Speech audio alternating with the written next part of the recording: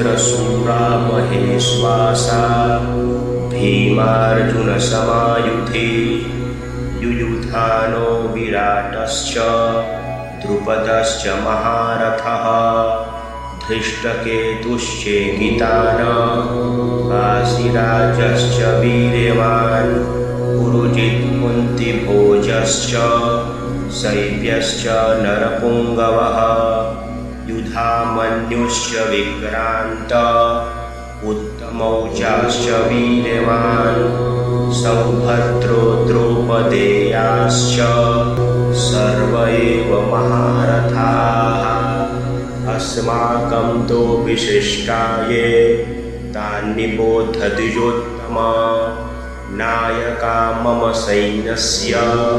संज्ञार्थं तान् ब्रवीमि ते भवान् भीमश्च कर्णश्च